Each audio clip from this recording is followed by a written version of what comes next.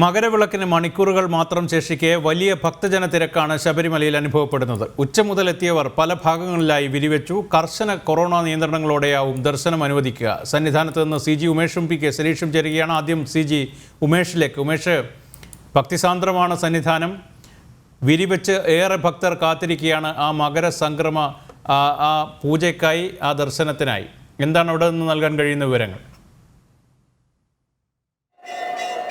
ജയൻ സൂചിപ്പിച്ച പോലെ തന്നെ വലിയ ഭക്തജന തിരക്കാണ് സന്നിധാനത്ത് അനുഭവപ്പെടുന്നത്. കഴിഞ്ഞ വർഷം നമുക്കറിയാം കൊറോണയുടെ വലിയ നിയന്ത്രണങ്ങൾ കാരണം ഭക്തർക്ക് ഇവിടേക്ക് പ്രവേശിക്കുന്നതിന് ചില നിയന്ത്രണങ്ങളൊക്കെ ഏർപ്പെടുത്തിയിരുന്നാൽ ഇത്തവണ ആ നിയന്ത്രണങ്ങളിൽ ഇളവുകൾ വരുത്തിയിട്ടുണ്ട്. ഭക്തർക്ക് ഇവിടേക്ക് എത്തുവാനും ഇവിടെ വിരിവെച്ച് തങ്ങുവാനുമുള്ള അനുവാദം ഇപ്പോൾ സർക്കാരും ദേവസ്വം ബോർഡും ഒക്കെ നൽകിയിട്ടുണ്ട്. അതുകൊണ്ട് തന്നെ ഭക്തരുടെ എണ്ണത്തിൽ വലിയ വർധനവ് ഇക്കുറി രേഖപ്പെടുത്തുന്നുണ്ട്. നമുക്ക് ഉച്ച മുതലുള്ള ഒരു അന്തരീക്ഷം പരിശോധിച്ചാൽ തന്നെ വലിയ തിരക്ക് സന്നിധാനത്ത് അനുഭവപ്പെടുത്തുന്നുണ്ട്. മാത്രമല്ല, എത്തുന്ന ഭക്തരൊക്കെ തന്നെ എവിടെയൊക്കെ വിരിവെക്കാമോ അവിടെയൊക്കെ അവർ വിരിവെക്കാനുള്ള സ്ഥലങ്ങൾ കണ്ടെത്തി അവിടെ അവർ പർണശാലകൾ തീർത്തൊക്കെ കാത്തു നിൽക്കുകയാണ്. ജൻ ആദ്യം സൂചിപ്പിച്ച പോലെ തന്നെ നാളെ ആ ഒരു മുഹൂർത്തത്തിനായി മകരസംക്രമ ദിവസം തിരുവാഭരണങ്ങൾ ചാർത്തിയുള്ള ദീപാരാധന കാണുവാൻ, അതോടൊപ്പം തന്നെ പൊന്നമ്പലമെട്ടിലെ മകരജ്യോതി കാണുവാനായുള്ള കാത്തിരിപ്പിലാണ് സന്നിധാനം. അതിനുള്ള എല്ലാ ഒരുക്കങ്ങളും സന്നിധാനത്ത് പൂർത്തിയാക്കിയിട്ടുണ്ട്. ക്ഷേത്രങ്ങളൊക്കെ അലങ്കരിക്കുന്ന ജോലികൾ ഒരു ഭാഗത്ത് പുരോഗമിക്കുന്നു. അതോടൊപ്പം തന്നെ ഭക്തർക്ക് വിരിവെക്കാനുള്ള സംവിധാനങ്ങൾ ദേവസ്വം ബോർഡിന്റെ വകയായി ഒരുക്കിയിട്ടുണ്ട്. കൂടാതെ എവിടെയൊക്കെ വിരിവെക്കാൻ കഴിയും ആ ഭാഗങ്ങളിലെല്ലാം ആളുകൾ വിരിവെച്ച് ദർശനത്തിന് ശേഷം വിരിവെച്ച് അവിടെ തങ്ങുന്ന ഒരു കാഴ്ചയ്ക്കാണ് ഇപ്പോൾ സന്നിധാനം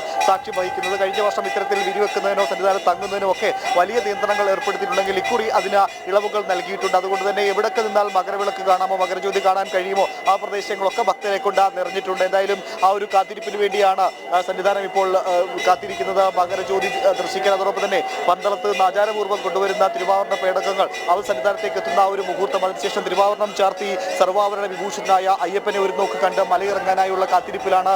ഉച്ച മുതൽ വലിയ തിരക്ക് സന്നിധാനത്ത് അനുഭവപ്പെടുത്തുന്നു. ഇപ്പോൾ നിയന്ത്രണ വിധേയമായാണ് ഭക്തരെ ഇവിടേക്ക് മുകളിലേക്ക് തിരുമുറ്റത്തേക്ക് കയറ്റിവിടുന്നത്. നടപ്പന്തൽ ഉൾപ്പെടെ ഭക്തരെ നിയന്ത്രിച്ച് ഓരോ ഘട്ടം ഘട്ടമായാണ് സന്നിധാനത്തേക്ക് ഭക്തരെ പ്രവേശിപ്പിക്കുന്നത്. നാളെ ഉച്ചവരെയാണ് ഭക്തർക്ക് സന്നിധാനത്തേക്ക് പ്രവേശനമുള്ളത്. നാളെ 12 മണിയോടുകൂടി ഭക്തർക്ക് സന്നിധാനത്തേക്ക് പ്രവേശിക്കാനുള്ള അവസരം അവസാനിക്കും. അതിനുശേഷം പിന്നീട് തിരുവാഭരണ പേടകങ്ങൾ സന്നിധാനത്തേക്ക് എത്തിയ ശേഷം മാത്രമാകും ഭക്തർക്ക് പിന്നീട് ദർശനത്തിനുള്ള അവസരമുള്ളത്. നാളെ വൈകുന്നേരം ഉച്ചയോടുകൂടി ഭക്തർക്ക് പൂർണ്ണമായും ദർശനം നടത്തി മടങ്ങാനുള്ള അവസരമുണ്ട്. അതിനുശേഷം ഭക്തർക്ക് പ്രവേശനമില്ല. പിന്നീട് പൂർണ്ണമായും തിരുവാഭരണം എത്തി തിരുവാഭരണം ചാർത്തിയുള്ള ദീപാരാധനയ്ക്ക് പൊന്നമ്പലമെട്ടിലെ മകരജ്യോതി ദർശനത്തിന് ശേഷമാവും ഭക്തർക്ക് ദർശനത്തിനുള്ള അനുവാദമുള്ളൂ. എന്തായാലും ഇനി എല്ലാവരും നോക്കിയിരിക്കുന്നത് തിരുവാഭരണ പേടകങ്ങൾ സന്നിധാനത്തേക്ക് എത്തുന്ന ആ ഒരു മുഹൂർത്തം, അത് ചാർത്തിയുള്ള ദീപാരാധനയ്ക്ക് ശേഷം പൊന്നമ്പലമെട്ടിലെ ദിവ്യജ്യോതി കണ്ട മലയിറങ്ങാനായുള്ള കാത്തിരിപ്പിലാണ് സന്നിധാനത്തെ ഓരോ മുക്കിലും മൂലയിലും ഭക്തരൊക്കെ അത്തരത്തിലുള്ള കാത്തിരിപ്പിലാണ്. ജയം, ഉമേഷ് തുടരുക. ഇപ്പോൾ സരീഷ് കൂടി ചേരുകയാണ്. സരീഷ് കൂടി സന്നിധാനത്ത് നിന്ന് കൂടുതൽ വിശദാംശങ്ങൾ പങ്കുവെക്കാൻ ചേരുന്നുണ്ട്. സരീഷ്, പല സംസ്ഥാനങ്ങളിലും അയൽ സംസ്ഥാനങ്ങളായ കർണാടകയും തമിഴ്നാടുമൊക്കെ കൊറോണ കാരണം വലിയ നിയന്ത്രണങ്ങൾ ഏർപ്പെടുത്തിയിട്ടും ആ സംസ്ഥാനങ്ങളിൽ നടക്കമുള്ള ഭക്തർ വലിയ തോതിൽ തന്നെ സന്നിധാനത്തേക്ക് എത്തിക്കൊണ്ടിരിക്കുകയാണെന്നാണ് മനസ്സിലാക്കുന്നത്. എന്താണ് സരീഷ് നൽകാൻ കഴിയുന്ന വിവരങ്ങൾ? ഒപ്പം നാളെ ഈ മകരസംക്രമ പൂജ എപ്പോഴാണ്? നാളെ നടക്കുന്ന ആചാരങ്ങൾ എന്തൊക്കെയാണ്? ആചാരക്രമങ്ങൾ എന്തൊക്കെയാണ്? സരീഷ് കേൾക്കാമെന്ന് കരുതുന്നു. കൊറോണ നിലവിൽ അതിരൂക്ഷമായി തന്നെ തുടരുകയാണ്. സംസ്ഥാനത്തും ഭാരതത്തിലെമ്പാടും കൊറോണ അതിരൂക്ഷമായി തന്നെ തുടരുന്ന സാഹചര്യം നമുക്കറിയാം. നമ്മുടെ അയൽ സംസ്ഥാനങ്ങളിൽ തമിഴ്നാട്, കർണാടക, ആന്ധ്ര തുടങ്ങിയ സംസ്ഥാനങ്ങളിലൊക്കെ വലിയ നിയന്ത്രണങ്ങൾ നിലനിൽക്കുകയാണ്. അവിടെ നിന്നുള്ള ഭക്തർ ഇതുകൊണ്ട് തന്നെ കുറയും എന്നായിരുന്നു നേരത്തെ പ്രതീക്ഷിച്ചിരുന്നതെങ്കിലും വലിയ തോതിൽ തന്നെ അയൽ സംസ്ഥാനങ്ങളിൽ നിന്നും ഭക്തർ എത്തിച്ചേരുന്നു എന്നാണ് മനസ്സിലാക്കുന്നത്. സന്നിധാനത്തെ ഇപ്പോഴത്തെ അന്തരീക്ഷം എന്താണ്? നാളെ നടക്കുന്ന ചടങ്ങുകൾ എന്തൊക്കെയാണ്? നാളെ മകരസംക്രമ പൂജ എപ്പോഴാണ് മകരജ്യോതി തെളിയുന്നത്? എന്തൊക്കെയാണ് അത് സംബന്ധിച്ചുള്ള വിശദാംശങ്ങൾ?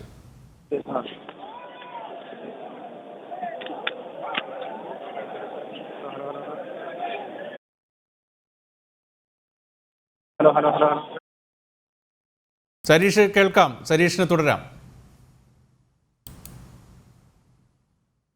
ഇതിനകം തന്നെ സന്നിധാനത്ത് പൂർത്തിയാക്കി കഴിഞ്ഞു. അവസാന സുരക്ഷാ പരിശോധനയും സന്നിധാനത്ത് ADGP ശ്രീജിത്തിന്റെ നേതൃത്വത്തിൽ നടന്നു കഴിഞ്ഞു. ഇപ്പോൾ അതായത് നടയടയ്ക്കാൻ ഇനി 1.5 മണിക്കൂർ മാത്രമാണ് ശേഷിക്കുന്നത്. ആ സമയത്തും വലിയ ഭക്തജന തിരക്കാണ് സന്നിധാനത്ത് അനുഭവപ്പെടുന്നത് എന്നുള്ളതാണ് ഏറ്റവും പ്രധാനം. ഈ എത്തുന്നവരെല്ലാം തന്നെ ഇവിടെ വിരിവെച്ച നാളെ അയ്യനെ തൊഴുത് ദീപാരാധനയും ഒപ്പം തന്നെ തിരുവാഭരണം ചാർത്തിയുള്ള ദീപാരാധനയും മകരജ്യോതിയും കണ്ട് മടങ്ങുക എന്ന ലക്ഷ്യത്തോടെയാണ് ഇവിടെ ക്യാമ്പ് ചെയ്യുന്നത് എന്നുള്ളതാണ് ഏറ്റവും പ്രധാനം. അതായത് ഈ വരുന്നവരൊക്കെ തന്നെ അയ്യപ്പനെ ദർശിച്ച ശേഷം, അതായത് നാളെ ദീപാരാധന തൊഴുത ശേഷം മാത്രമേ മടങ്ങൂ എന്നുള്ളതാണ്.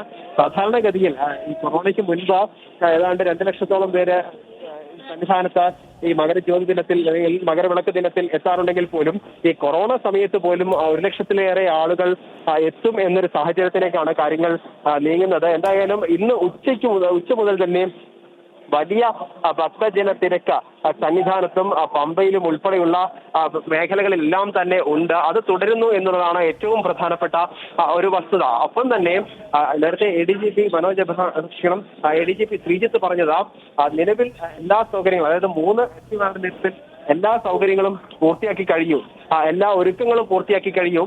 ഒരു പക്ഷേ ഇനിയും കൂടുതൽ ആളുകൾ എത്തിയാൽ പോലും മുഴുവൻ ആളുകൾക്കും ദർശന സൗകര്യം ഒരുക്കും എന്ന രീതിയിൽ തന്നെയാണ് അദ്ദേഹം അല്പം മുൻപ് പറഞ്ഞത്. അതായത് ഇപ്പോൾ എത്തുന്ന മുഴുവൻ ആളുകളെയും പ്രവേശനം നടത്തും. അതിനുശേഷം നാളെ രാവിലെ 11 മണി വരെ ഈ സന്നിധാനത്തേക്ക് ആളുകളെ പ്രവേശിപ്പിക്കും. പക്ഷേ 11 മണിക്ക് ശേഷം നിലയ്ക്കലിൽ നിന്നും പമ്പയിൽ നിന്നും ആളുകളെ പ്രവേശിപ്പിക്കേണ്ടതില്ല, സന്നിധാനത്തേക്ക് പ്രവേശിപ്പിക്കേണ്ടതില്ല എന്നൊരു തീരുമാനത്തിലേക്കാണ് എത്തിയിരിക്കുന്നത്. അത്തരത്തിൽ 11 മണിക്ക് ശേഷം ആളുകളെ പ്രവേശിപ്പിക്കില്ല. ഇവിടെ എത്തിയ മുഴുവൻ ആളുകൾക്കും നാളെ ഈ തിരുവാഭരണം ചാർത്തിയുള്ള ദീപാരാധനയ്ക്ക് ശേഷം അയ്യപ്പനെ കണ്ട് തൊഴുത് മടങ്ങാനുള്ള സൗകര്യമാണ് ഒരുക്കുന്നത്. അത്തരത്തിൽ ഒരു വഴിയിലൂടെ മടങ്ങുമ്പോൾ മാത്രമാവും മറുവഴിയിലൂടെ ആളുകളെ കയറ്റിവിടുക. അത്തരത്തിലൊരു നിയന്ത്രണം മാത്രമാണ് പോലീസിന്റെയും ഒപ്പം തന്നെ ദേവസ്വം ബോർഡിന്റെയും ഭാഗത്തു നിന്നും ഉണ്ടാവുന്നത്. മറ്റു നിയന്ത്രണങ്ങൾ ഒന്നും തന്നെ ഉണ്ടാവില്ല എന്നതാണ് ഇപ്പോൾ പോലീസും തന്നെ ദേവസ്വം ബോർഡും അറിയിച്ചിട്ടുള്ളത്. നമുക്ക് ദൃശ്യങ്ങളിൽ തന്നെ കാണാം. സാധാരണഗതിയിൽ 9 മണിക്ക് വലിയ തിരക്കൊന്നും ഈ സന്നിധാനത്ത് കഴിഞ്ഞ ദിവസങ്ങളിൽ അനുഭവപ്പെട്ടിട്ടുണ്ടായിരുന്നില്ല. രാവിലെയും ഒപ്പം തന്നെ ഉച്ചയ്ക്ക് നട തുറക്കുന്നതിന് ശേഷം, അതായത് ആദ്യ മണിക്കൂറുകളിൽ മാത്രമാണ് പലപ്പോഴും വലിയ തിരക്കുണ്ടാവാറ്. പിന്നീട് അത് അയ്യപ്പ ഭക്തരുടെ തിരക്ക് ഒഴിയാനാണ് പതിവ്. പക്ഷേ ഇത്തവണ അല്ലെങ്കിൽ ഇന്ന് വിഭിന്നമായി രാവിലെയും തിരക്കുണ്ടാവുന്നു. ഉച്ചയ്ക്ക് ശേഷം ആരാധന നടന്നത് മുതൽ വലിയ തിരക്ക് ഉണ്ടാവുന്നു. ഫ്ലൈ ഓവറിൽ പോലും വലിയ രീതിയിലുള്ള തിരക്ക് ഉണ്ടാവുന്നു. നടപ്പന്തലിൽ അയ്യപ്പ ഭക്തർ മണിക്കൂറുകളോളം കാത്തു നിൽക്കുന്നു. അത്തരത്തിലൊരു സാഹചര്യത്തിലേക്ക് കാര്യങ്ങൾ എത്തുന്നു. അപ്പോൾ തീർച്ചയായും ദേവസ്വം ബോർഡ് നാളെ 75,000 ഭക്തർ എത്തും എന്നാണ് പ്രതീക്ഷിക്കുന്നതെങ്കിലും അതിൽ കൂടുതൽ ആളുകൾ ഒരേ സമയം സന്നിധാനത്ത് ഉണ്ടാവും എന്ന് തന്നെയാണ് ഈ തിരക്കിൽ നിന്നും മനസ്സിലാക്കേണ്ടത്. പക്ഷേ എത്ര ആളുകൾ എത്തിയാലും അവർക്കെല്ലാം ദർശനത്തിനുള്ള സൗകര്യം എന്തായാലും ഒരുക്കും എന്ന് തന്നെയാണ്. കാരണം സാധാരണഗതിയിൽ മുൻവർഷങ്ങളിൽ 2 ലക്ഷത്തിലേറെ പേർ പോലും ഒരേ സമയം ഈ ദീപാരാധന തൊഴാനും ഒപ്പം മകരജ്യോതി കാണാനും ഒക്കെ എത്തിയിട്ടുണ്ട്. അവർക്കൊക്കെ സൗകര്യം ഒരുക്കുകയും ചെയ്തിട്ടുണ്ട്. സമാനമായ ഒരു സാഹചര്യം തന്നെ ഇത്തവണ ഉണ്ടാവും. അല്ലെങ്കിൽ അത്രത്തോളം ആളുകൾ 1 ലക്ഷത്തിലേറെ ആളുകൾ എത്തിയാൽ പോലും എല്ലാ സൗകര്യങ്ങളും ഒരുക്കും എന്ന് തന്നെയാണ് ദേവസ്വം ബോർഡ് പറയുന്നത്. ഒപ്പം തന്നെ ഏറ്റവും പ്രധാനപ്പെട്ടത് പാണ്ഡിത്താവളം ഉൾപ്പെടെയുള്ള സ്ഥലങ്ങളിൽ വിരിവെക്കാൻ സാധ്യതയുണ്ട്, അല്ലെങ്കിൽ അത്തരത്തിലുള്ള സാഹചര്യം ഒരുക്കിയിട്ടുണ്ട്. പക്ഷേ ആ സാഹചര്യങ്ങൾ ഒരുക്കുമ്പോഴും അവിടെ പർണ്ണശാലകൾ കെട്ടുകയോ അല്ലെങ്കിൽ അത്തരത്തിൽ അവിടെ ആഹാരം പാകം ചെയ്യുകയോ ചെയ്യരുത് എന്നൊരു നിർദ്ദേശം കൂടി ദേവസ്വം ബോർഡ് മുന്നോട്ട് വയ്ക്കുന്നുണ്ട്. കാരണം ഏതെങ്കിലും തരത്തിലുള്ള പ്രശ്നങ്ങൾ ഉണ്ടായാൽ അത് തരണം ചെയ്യാൻ സാധിക്കാത്തൊരവസ്ഥ ഉണ്ടാവും. മുൻകാലങ്ങളിൽ അത്തരത്തിലുള്ള ദുരനുഭവങ്ങൾ ഉണ്ടായിട്ടുണ്ട്. ആ സാഹചര്യത്തിൽ അത്തരത്തിലുള്ള ഒരു നിയന്ത്രണം കൂടി എന്തായാലും ദേവസ്വം ബോർഡ് മുന്നോട്ട് വയ്ക്കുന്നുണ്ട്. ശരി സരീഷ്, ഈ ഘട്ടത്തിൽ CG ഉമേഷിലേക്ക് കൂടി പോവുകയാണ്. ഉമേഷ്, നാളെ ഉച്ചയോടുകൂടിയാണ് മകരസംക്രമ പൂജ എന്നാണ് മനസ്സിലാക്കുന്നത്. നാളെ നടക്കുന്ന ചടങ്ങുകൾ എന്തൊക്കെയാണ്? വളരെ ചുരുങ്ങിയ വാക്കുകളിൽ ഒന്ന് വിശദീകരിക്കാമോ? ജയൻ, നാളെ നടക്കുന്ന ഏറ്റവും പ്രധാനപ്പെട്ടത് നാളെ 2:29 നടക്കുന്ന മകരസംക്രമ പൂജയാണ്. മകരസംക്രമ പൂജ അതാണ് നാളത്തെ ഏറ്റവും പ്രധാനപ്പെട്ട ചടങ്ങുകൾ. അതിനായി കവടിയാർ കൊട്ടാരത്തിൽ നിന്ന് കൊണ്ടുവന്ന നെയ്യഭിഷേകമാണ് ഈ മകരസംക്രമ പൂജയുടെ പ്രധാനപ്പെട്ട ചടങ്ങ്. അതിനായി ഇന്നിപ്പോൾ കവടിയാർ കൊട്ടാരത്തിൽ നിന്ന് പ്രത്യേക പ്രതിനിധികൾ ഈ നെയ്ത്തേങ്ങയിൽ കവടിയാർ കൊട്ടാരത്തിൽ നിന്ന് നെയ്ത്തേങ്ങയുമായി ഇവിടെ എത്തിയിട്ടുണ്ട്. നാളെ തന്ത്രിയുടെ കാർമ്മികത്വത്തിൽ 2:29 നടക്കുന്ന മകരസംക്രമ പൂജയിൽ ഈ നെയ്യ് അഭിഷേകം നടത്തും. അതാണ് പ്രധാനപ്പെട്ട ചടങ്ങ്. അതിനുശേഷം 3 മണിയോടുകൂടി നടയടയ്ക്കും. പിന്നീട് ഭക്തർക്ക് ദർശനമില്ല. പിന്നീട് 5 മണിക്കാണ് നട തുറക്കുക. ഏതാണ്ട് 6:30 തിരുവാഭരണ പേടകങ്ങൾ സന്നിധാനത്തേക്ക് എത്തും. അതിനുശേഷം തിരുവാഭരണം ചാർത്തിയുള്ള ദീപാരാധന 6:45 തിരുവാഭരണം ചാർത്തിയുള്ള ദീപാരാധന നടക്കും. അതിനുശേഷം പതിവ് പൂജകൾ, അതിനുശേഷം പുഷ്പാഭിഷേകം ഉൾപ്പെടെയുള്ള പതിവ് പൂജകൾ നടക്കും. അതിനുശേഷം 11 മണിയോടുകൂടി ഹരിവരാസനം പാടി നടയടയ്ക്കും. നാളെ മുതലാണ് ശബരിമല സന്നിധാനത്ത് 5 ദിവസം നീണ്ടു നിൽക്കുന്ന ഉത്സവ ചടങ്ങുകൾക്ക് തുടക്കം കുറിക്കുക. നാളെ തിരുവാഭരണം ചാർത്തിയുള്ള ദീപാരാധനയ്ക്ക് ശേഷം മാളികപ്പുറത്തെ മണിമണ്ഡപത്തിൽ നിന്നുള്ള എഴുന്നള്ളത്ത് ആരംഭിക്കും. ഈ എഴുന്നള്ളത്തോടു കൂടിയാണ് വരുന്ന 5 ദിവസം ശബരിമലയിലെ ഏറ്റവും ആചാരപരമായ, ഏറ്റവും സുപ്രധാനമായ 5 ദിവസം നീണ്ടു നിൽക്കുന്ന ചടങ്ങുകൾക്ക് നാളെയാണ് തുടക്കം കുറിക്കുക എന്നതാണ് നാളത്തെ പ്രധാനപ്പെട്ട ചടങ്ങുകളിൽ ഒന്ന്. ജയൻ ഗോമൻ. വളരെ നന്ദി CG ഉമേഷ്, സരീഷ് വിവരങ്ങൾ നൽകിയതിന് സന്നിധാനത്ത് നിന്ന്. ഇപ്പോൾ പമ്പയിലേക്ക് കൂടി പോവുകയാണ്. പമ്പയെ ഭക്തിസാന്ദ്രമാക്കി പമ്പാ സദ്യയും പമ്പ വിളക്കും ആചാരപൂർവ്വം നടത്തി. ആലങ്ങാട് സംഘത്തിൻ്റെ നേതൃത്വത്തിൽ പമ്പാ സദ്യയും അയ്യപ്പ വിളക്കും പതിവ് പോലെ തന്നെ പമ്പയിൽ നടന്നു. പമ്പയിൽ നിന്നും സന്നിധാനത്തേക്കുള്ള ഭക്തജന തിരക്ക് വൈകിട്ടോടെ ഗണ്യമായി വർദ്ധിച്ചിട്ടുണ്ട്. പമ്പയിൽ നിന്നും സുധീഷ് ഗോപാൽ കൂടി ചേരുകയാണ്. സുധീഷ്, പമ്പയിൽ നിന്നുള്ള ഏറ്റവും പുതിയ വിവരങ്ങൾ എന്തൊക്കെയാണ്? എന്താണ് പമ്പയിലെ അന്തരീക്ഷം? എന്തെങ്കിലും തരത്തിലുള്ള നിയന്ത്രണങ്ങൾ അവിടെ ഏർപ്പെടുത്തിയിട്ടുണ്ടോ? ഭക്തരെ കടത്തിവിടുന്നതിൽ എന്താണ് വിശദാംശങ്ങൾ? ജയൻ ഗോമത്ത്, പമ്പയിൽ നിന്നും ഏറ്റവും പ്രധാനമായി പറയാവുന്നത് 9:30-ക്ക് ശേഷം പമ്പയിൽ നിന്നും ഭക്തരെ സന്നിധാനത്തേക്ക് കടത്തിവിടുകയില്ല. ഇപ്പോൾ 9:30-ക്ക് മുൻപ് പമ്പയിൽ നിന്നും കടന്ന് പമ്പ ഗണപതി ക്ഷേത്രത്തിലെത്തിയ ഭക്തർ മാത്രമാണ് ഇപ്പോൾ ഇതുവഴി കടന്നു പോകുന്നത്. ഇന്ന് മൊത്തത്തിൽ 39,700-ലധികം പേരാണ് ഇതുവഴി പോയിട്ടുള്ളത്.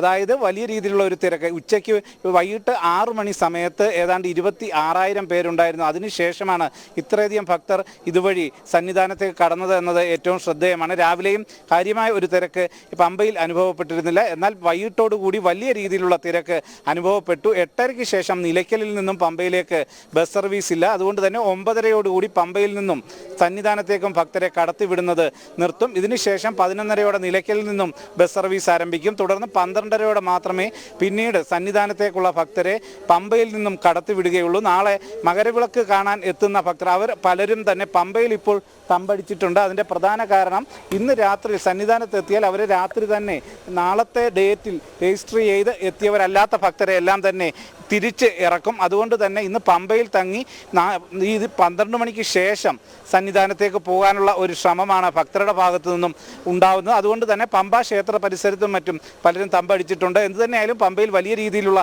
തിരക്ക് അനുഭവപ്പെടുന്നുണ്ട്. ഇന്ന് ഉച്ചയ്ക്ക് പമ്പ സദ്യ ആലങ്ങോട്ടുകാരുടെ നേതൃത്വത്തിൽ നടന്നു. അതിനുശേഷമാണ് വൈകിട്ട് അയ്യപ്പൻ വിളക്കും ഭക്തരുടെ നേതൃത്വത്തിൽ പമ്പ വിളക്ക് അത് പമ്പ നദിയിൽ ഒരുക്കിയും ഗണപതി ക്ഷേത്രത്തിൽ അയ്യപ്പൻ വിളക്ക് നടത്തിയും പറ്റും.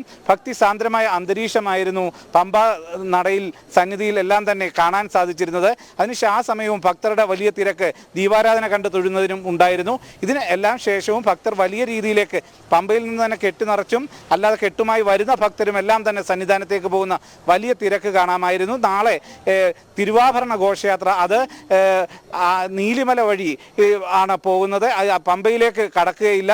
ഈ വനപാതയിലൂടെ കടന്നു പോകുന്ന ഒരു സാഹചര്യമാണ് ഉള്ളത്. അതുകൊണ്ട് തന്നെ പമ്പയിൽ നാളെ ഭക്തർ അതിനായി കാത്തു നിൽക്കില്ല. എന്നാൽ ഹിൽ ടോപ്പിലും മറ്റും 5000 ഭക്തർക്ക് മുൻപ് 7 വർഷം മുമ്പ് ഒരു അപകടം ഉണ്ടായതിനു ശേഷം അവിടെ ഭക്തരെ അനുവദിച്ചിരുന്നില്ല.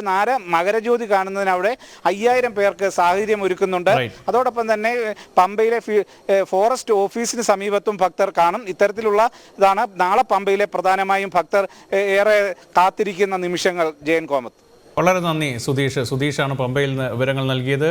സന്നിധാനത്ത് നിന്ന് CG ഉമേഷും PK സരീഷും വിവരങ്ങൾ നൽകി. വിപുലമായ സംവിധാനങ്ങളാണ് ലോകത്തെങ്ങുമുള്ള ഭക്തർക്കായി ജനം TV-യും ഒരുക്കിയിരിക്കുന്നത്. നാളെ മകരവിളക്ക് ദർശിക്കുന്നതിനും ഒപ്പം തന്നെ മകരസംക്രമ പൂജയുടെ വിശദാംശങ്ങൾ നൽകുന്നതിനുമൊക്കെ വലിയ സംവിധാനങ്ങൾ ജനം TV ഒരുക്കിയിട്ടുണ്ട്. നാളെ രാവിലെ തൊട്ട് തന്നെ ഈ വാർത്തകളും അവിടെ നിന്നുള്ള ദൃശ്യങ്ങളുമൊക്കെ പ്രേക്ഷകർക്ക് കാണാൻ സാധിക്കും. മറ്റൊരു വാർത്തയിലേക്ക് കൂടി പോവുകയാണ്. സന്നിധാനത്ത് എല്ലാ ഒരുക്കങ്ങളും പൂർത്തിയാക്കിയതായി ADGP S. ശ്രീജിത്ത്. എത്തുന്ന എല്ലാവർക്കും ദർശനത്തിനുള്ള സൗകര്യമൊരുക്കും. നിലവിൽ 3 SP-മാരുടെ നേതൃത്വത്തിലാണ് ഏകോപനം നടക്കുന്നത്. കൂടുതൽ DYSP-മാരെ ഡ്യൂട്ടിക്ക് നിയോഗിച്ചിട്ടുണ്ട്. കൊറോണ മാനദണ്ഡങ്ങൾ പാലിച്ചാവും ദർശനത്തിന് സൗകര്യമൊരുക്കുകയെന്നും ശ്രീജിത്ത് സന്നിധാനത്ത് പറഞ്ഞു. പോലീസ് പൂർണ്ണമായും സജ്ജമാണ്. നമ്മൾ ഓൾറെഡി ഉള്ള 300-നടുത്ത് വരുന്ന മാൻ പവർ ഓൾറെഡി നമ്മൾ ഡിപ്ലോയിഡ് ആണ്. അത് നോർമൽ ബന്ദോബസ്ത് സ്കീമായിട്ട് നമ്മൾ അത്രയും ഡിപ്ലോയിഡ് ആണ്. 3 SP-മാർ ഓരോ സന്നിധാനത്തും പമ്പയിലും നിലയ്ക്കലുമായിട്ട് 3 SP-മാരും ജോലിയിലുണ്ട്. പിന്നെ ഇവിടെ ഞാനിപ്പോൾ ക്യാമ്പ് ചെയ്യുന്നുണ്ട്. ഇപ്പോൾ DIG തിരുവനന്തപുരം റേഞ്ച് നിശാന്തിനി ഇപ്പോൾ പമ്പയിൽ എത്തിയിട്ടുണ്ട്, അവരവിടെ ഉണ്ട്. അതുകൂടാതെ നമ്മുടെ പത്തനംതിട്ട SP നിലയ്ക്കലും മറ്റു കാര്യങ്ങളും ശ്രദ്ധിക്കുന്നുണ്ട്. ഇടുക്കിയിലും വേണ്ട നിർദ്ദേശങ്ങൾ കൊടുത്തിട്ടുണ്ട്. അപ്പോൾ ഇതിലൊക്കെ ഉപരിയായിട്ട് നമ്മൾ കണക്കാക്കുന്ന സ്ട്രെങ്ത് അനുസരിച്ചിട്ടുള്ള ബുദ്ധിമുട്ടുകൾ നമുക്ക് വരാൻ സാധ്യതയില്ല. കാരണം ഇപ്പോൾ ഇന്നലെ 25,000 പേരാണ്, ഇന്നിപ്പോൾ 29,000 ആയി. ഇപ്പോൾ 29,000 ആയി. അവിടെ നമ്മളിപ്പോൾ നോക്കുമ്പോൾ ഇപ്പോൾ നിലയ്ക്കൽ കാണുന്നത് ഏകദേശം 6,000 വണ്ടികളാണ് കാണുന്നത്. അപ്പോൾ ഈ 6,000 വണ്ടികൾ ഉള്ളതിനകത്ത് ഉള്ള ആൾക്കാരെ മുഴുവൻ നമുക്ക് ഭംഗിയായിട്ട് ജ്യോതി ദർശനം കൊടുത്ത് പറഞ്ഞു വിടാൻ സാധിക്കുമെന്നാണ് നമ്മൾ കണക്ക് കൂട്ടുന്നത്.